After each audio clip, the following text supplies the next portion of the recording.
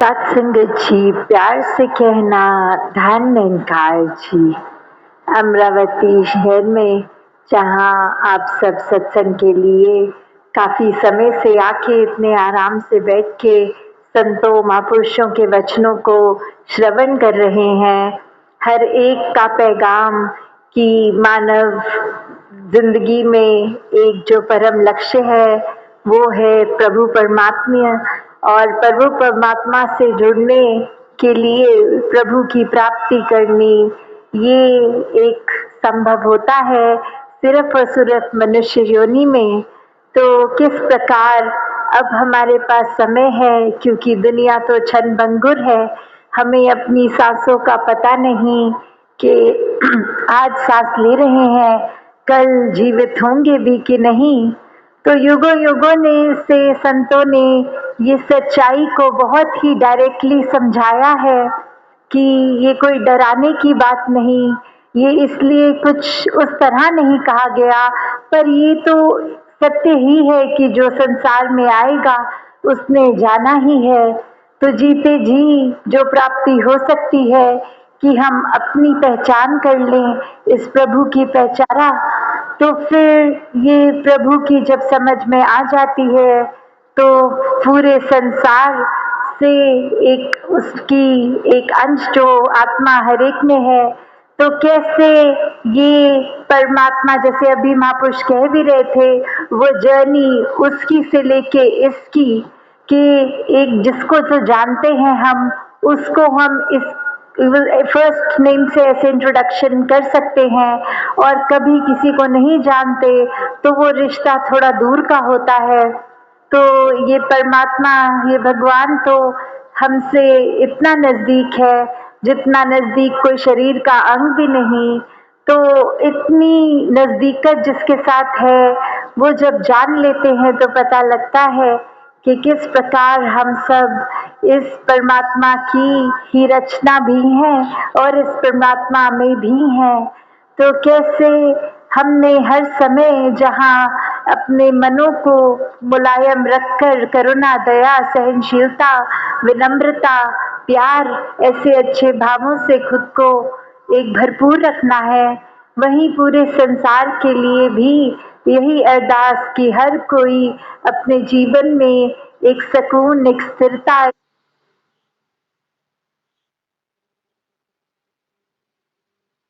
एक सहजता का एहसास करे। तो कैसे हम जब देखते हैं संसार में तो अक्सर उस तरह की एक नज़र हमारी बन जाती है कि अपने लिए एक फ़ायदा उठाने वाली बात आती है मन में कि किसी का अगर नुकसान हुए तो होए, हम अपना फ़ायदा कर लें, जो चीज़ हमारी नहीं उसको किसी तरह से भी हासिल करें। तो संतों ने तो ये सिखाया है कि हर चीज़ जो आपकी है वो एक तो पहली बात कि जब सारा अपना तन मन धन इस परमात्मा को सरेंडर कर दिया है, इसको समर्पित कर दिया है कि हम अपनी इच्छा से भी हमने जन्म नहीं लिया, हमें इतना अगर हम क्लेम करते हैं कि ये शरीर हमारा है तो कोई किसी से भी गिनती करके पूछ लें कि क्या आपको पता है exact number of blood cells आपकी पूरी बॉडी में कितने हैं, या आपके सर पे एग्जैक्ट नंबर ऑफ बाल कितने हैं। जब इतनी भी हमें नॉलेज खुद की भी नहीं तो हम कैसे बोल सकते हैं कि ये शरीर हमारा है। तो ये परमात्मा ने जो शरीर दिया है उसका पूरा ख्याल भी रखना है, उसको तंदुरुस्त भी रखना है, और शरीर के अंदर जो मन है उसको भी यही परमात्मा अगर याद रहता है तो वो मन स्थिर रहता है, संभला रहता है, किसी परिस्थिति के हिसाब से उतार चढ़ाव इस मन पे फिर नहीं आते हैं। ये मन भी, तन भी, और जो भी एक आर्थिक स्थिति में इस परमात्मा ने रखा है वो धन भी कैसे फिर पूरी संसार के लिए ये सेवा के उनके लिए ही एक उपयोग में आता है। कि इतना हम अगर कुछ कहते हैं कि हमारे हिस्से का इस परमात्मा ने जो भी दिया उसको एक पॉजिटिवली ही यूज़ किया जाए। कैसे हर समय ये बात आती है कि अपनी नेसेसिटी जितना ही अगर हम यूज़ करें और बाकी एक पूरे संसार के कल्याण में लगा दें वो सेवा भाव से, क्योंकि ये लालचों ने तो कभी ख़त्म नहीं होना। जब दिल कोई एक चीज़ पे अटक कि ये चीज़ हासिल करनी है, उसका साधन भी किसी तरह अगर बन जाता है, जैसे ही वो चीज़ की प्राप्ति होती है, मन अगले ही पल कुछ और चीज़ की इच्छा करता है। तो ये इच्छाएं तो जीवन भर चलती रहती हैं, पर अगर सिर्फ इच्छा पूर्ति ही अपनी करते हर समय रह जाएंगे, तो वो स्पिरिचुअल ग्रोथ हमारी नहीं हो पाएगी, क्योंकि हम अपना समय और अपनी ताकत, अपनी आर्थिक मनी, वो सब हम उन चीज़ पर ही लगा रहे हैं जो कुछ समय तो हमें खुशी दे सकती हैं, फिर उनसे मन भरता है और दूसरी चीज़ की इच्छा लगती है। तो कैसे हम अगर एक सच्चाई से दिल लगा लें, तो जो चीज़ें हमेशा नहीं रहेंगी, उन चीज़ों के होने ना होने से ये मन पे असर नहीं चढ़ता इतना, because the more we make our heart the slaves of financial things, materialistic things, the more we become the slaves, कि हम अपना दिल जब किसी ऐसी चीज़ों के साथ इतना जोड़ देंगे कि ये चीज़ हमारी ज़रूरत की है या नहीं भी है, तो भी उसको एक अपनाया जाए, एक उसको खरीदा जाए, एक अच्छे से अच्छी एक दौड़ लग जाए, और वो पॉजिटिव रूप में नहीं, बस छीना झपटी मन में बुरे भाव से किसी का हक मारकर खुद पे, वो जब उस तरह के भाव आ जाते हैं, तो फिर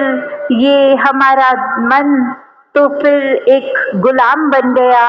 फिर अपना मन हमारे को जहाँ इस परमात्मा ने चेतनता, बुद्धि, विवेक सब दिया है कि किस तरह हम अपने मन पे काबू रख सकते हैं, हम अपने मन से सिर्फ पॉजिटिव चीज़ों का ही उपयोग करें, वहीं ये मन तो फिर लग जाता है सब कुछ हासिल करने में। और जहाँ वहीं सिकंदर का भी उदाहरण आता है कि सब कुछ पाकर हासिले जिंदगी कुछ भी नहीं। मैंने देखा है कई सिकंदर खाली हाथ जाते हुए, कि कैसे जब एक सिकंदर जैसे बादशाह भी इतना कुछ पूरी धन दौलत इतनी जमा करके भी अंत में शरीर रूप में साथ तो कुछ भी नहीं लेके गए। तो जो समा है हमारे पास ये जीवन का, उसको हम पूरी तरह उपयोग में लाएं, तो सिर्फ इस परमार्थ के रास्ते के लिए। और परमार्थ का रास्ता बहुत ही बैलेंस्ड, एक बीच का मध्य रास्ता होता है, जो एक्सट्रीम्स नहीं होता, कि भक्ति का मतलब ये भी नहीं कि अपने घर बार समाज की दरियां छोड़ के एकांत होके भक्ति करी जाए, और भक्ति का मतलब ये भी नहीं कि और किसी चीज़ पर ध्यान ना दिया जाए, सिर्फ अपने अंदर ही फोकस रखे। जब जन्म लिया है हमने एक घर में, तो घर की जिम्मेवारी भी हमने पूरी करनी है, और वो जिम्मेवारियां कामकाज की, घर बार की निभाते हुए भक्ति करनी है। तो ऐसे ही गृहस्थ में जब तक पूरी तरह अपनी जिम्मेवारियां निभाकर ही जब भक्ति करी जाती है, तो वाकई ही वो भक्ति कबूल होती है। कि किस तरह हम अपने जीवन में कुछ भी फिर कार्य करते हैं, वो कार्य नहीं, जैसे अभी सत्संग में भी उदाहरण महापुरुष दे रहे थे कि अगर कोई एक समय जब बर्तन धो रहा और वो काम की तरह कि बस ये करना है क्योंकि इससे आमदनी मिलेगी, और वहीं जब ये ब्रह्म ज्ञान जीवन में आ गया, तो फिर वो मन से सेवा भाव आया कि भले ये करने के लिए आमदनी तो मिलेगी, पर हम किसी परिवार के लिए जहाँ ये सिर्फ कार्य नहीं, इसमें अब दातार का शुक्राना, ये सेवा भाव जुड़ गया, तो हर कार्य भी फिर सेवा बन गया। तो जब हम पूरे समय हर पूरे सोते जागते उठते बैठते इस परमात्मा के एहसास में रहेंगे, तो फिर ये जीवन हमारा बहुत ही खुशबू से भर जाएगा। हर किसी के लिए जहाँ हम खुद भी इस निरंकार के ही नाम में चूर रहेंगे, तो हर कोई जब हमसे मिलेगा तो ये प्रभाव अपने आप ही पड़ेगा। कोई दिखावी, एक बनावटी पर एक इम्प्रेशन नहीं, पर एक उस तरह कि ये इंसान कितना अच्छा हर समय मुस्कुराता हुआ हर समय शुक्राने में रहता है। तो उस तरह का जीवन जो भक्तों ने सिखाया कि जीते जी जहाँ खुद हमें इस रोशनी रूपी ब्रह्म ज्ञान, ये परमात्मा, ये निराकार, इसके तरफ ही अपना मुख जब रखेंगे तो हर समय हमारे मुख पे रोशनी रहेगी। और वहीं जब हम इसको भुला देते हैं तो फिर मन में बुरी बातों का घर कर जाना एक नेचुरल चीज होती है। जैसे एक कमरे में अगर हम अभी रोशनी है और स्विच को ऑफ करते ही 1 सेकंड नहीं लगेगा कि कमरा अंधकार से भर जाएगा। तो उसी प्रकार जिस पल हम इस परमात्मा को भूलते हैं, वहीं एक वैर, नफरत, अहंकार, ऐसे अनेकों बुरे भाव मन में घर करते हैं। तो कैसे हर एक को जहाँ हमने एक सत्कार ही करते जाना है, उसको उस तरह से इंसान को जज नहीं करना कि ये व्यक्ति ने तो कभी कुछ हमारे लिए अच्छा किया ही नहीं है, तो हम क्यों इसके लिए कुछ अच्छा करें। नहीं, हमें तो सिर्फ अच्छाई करती जाना है, दूसरों के कर्म में नहीं झांकना, अपने कर्मों से अपने जीवन के कर्मों की लकीर को बड़ा करना है। तो कैसे हम जब खुद अच्छा करते जाएंगे सबके लिए, तो वो एक समय हम खुद देखेंगे कि कैसे हमें दूसरों के ऊपर नजर ही नहीं जा रही, क्योंकि खुद में ही इतनी गलतियां दिख रही हैं कि स्वयं को संवारते चले। और उसी प्रकार फिर ऐसी नजर भी बन जाती है कि दूसरों की कमियां तो नजर ही आनी बंद हो जाती हैं। तो जब तक हम फोकस उस तरह एक फोकस होता है जो सेल्फिश होके इंसान करता है, और एक फोकस होता है जो सेल्फलेस होके करता है। तो भीतर की ही दोनों बात है, अपने मन के अंदर की। तो वो भीतर अगर तो उस तरह से इंट्रोस्पेक्शन हो रही है कि हम कितना पानी में खड़े हैं, खुद को टटोल के देख ले। और एक इस चीज के लिए मन अंदर सोचता है कि कैसे हम कुछ एक लालच का एक इंटेंशन है, वो चीज को कैसे हासिल करें। तो ये दोनों चीजें चाहे तो अंदर झांक कर ही पता लग रही हैं, पर ये फर्क कितना बड़ा इन चीजों में, नजरिए का, ये इंटेंशन का। तो कैसे हर समय हर एक के लिए वही कामना कि सब में कैपेबिलिटी है, सब में कैपेसिटी है कि एक इंसान का शरीर लिया है तो इंसान जैसा एक स्वभाव, एक गुण भी अपना लें। और अगर ऐसा जीवन है तो मुबारक है, वहीं वरना मेजॉरिटी अगर सब अक्सर ऐसी बात भी कही गई है कि शरीर मनुष्य का और स्वभाव पशुओं वाला, या इतना भी ग्रंथों में लिखा गया है कि मनुर्भव। तो एक इंसान है, आंखें, नाक, कान सब आकार मनुष्य वाला, तो भी फिर मनुर्भव क्यों बोल रहे हैं, मनुष्य बनने के लिए क्यों बोल रहे हैं। कभी किसी जानवर को तो हम नहीं बोलते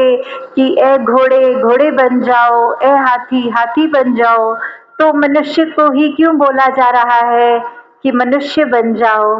क्योंकि ये मनुष्य सिर्फ शरीर की वजह से मनुष्य नहीं जाना जाता। मनुष्य तो एक मानवीय गुणों के, एक दैवीय गुणों की वजह से माना जाता है। तो जब तक ये सांस कायम है, हम अपने मन में इस परमात्मा को एहसास करते हुए, इस परमात्मा का, और एहसास से पहले ये परमात्मा है क्या, हमारे शरीर के अंदर जो आत्मा है उसका ठिकाना असली क्या है, जब ये पहचान हो जाती है जो कि ब्रह्म ज्ञान द्वारा ही पॉसिबल है, तो जब इस पहचान के बाद पल पल हर कोई भक्ति में चूर रहता है, तो फिर वो हर पल एक आनंद की अवस्था फिर ऐसी आ जाती है जो किसी भी दुनियावी उतार चढ़ाव से एक हिलती नहीं है, वो स्थिर एक सहज रूप का जीवन हो जाता है। तो हर किसी के हिस्से जहाँ ऐसा भक्तिमय जीवन आए, वहीं दातार से अरदास की इच्छा भी अंदर से सेवा सुमिरन सत्संग की हर समय लगी रहे। एक हर एक की सेवा पूरे संसार के लिए एक अच्छा या चीजें जो भी कर सकें वो करने की इच्छा हर समय बनी रहे। दातार हर एक पे कृपा करे। और जहाँ आज सभी ने महापुरुषों ने जो मदर्स डे की भी मुबारकबाद दी, तो बात तो यही कि संगत माँ है जो हर समय साथ, तो किस प्रकार ये माँ हमेशा जिस प्रकार बच्चे के लिए हमेशा कुछ अच्छा ही करती है। कभी कभी बच्चे को ये लगता है कि मेरी पसंद की चीज खाने से या खेलने से रोक दिया माँ ने, पर उसके पीछे भी छुपी हुई भलाई। उसी तरह ये संगत माँ, ये दातार जब भी कुछ ऐसा हालात भी सामने जीवन में रखते हैं, तो फिर वो हमेशा एक हमारी ही भलाई के लिए होते हैं। तो अक्सर सत्संग में भी अगर कोई महापुरुष हैं जिसके साथ कोई मन मुटाव हो गए हैं, तो उन्होंने भी अगर कुछ ऐसा कहा होता है, तो वो भाव सिर्फ वही कि माँ अक्सर बच्चे की भलाई के लिए कुछ डायरेक्टली बात ऐसी बोल देती है, और फिर अगर हमने वो बात को मन पे ले लिया तो ये मन मुटाव हो जाते हैं। तो जहाँ हर एक में निरंकार का रूप जब देखते हैं, तो मुख से हमेशा सत्वचन ही निकलता है, फिर किंतु परंतु वाले सवाल नहीं उठते। तो दातार हर एक पे कृपा करे कि इस निरंकार पे हर एक का विश्वास पूरा रहे, और जब ये विश्वास पूरा होता है, फिर कोई किसी की खामियां एक नजर में हाईलाइट करके हम नहीं देखते, सिर्फ और सिर्फ हर एक के गुणों पे ही नजर जाती है। सत संगत जी, धन निरंकार जी। माता जी के वीडियो देखने करे सब्सक्राइब करना ना भूले। महापुरुषों निरंकार जी।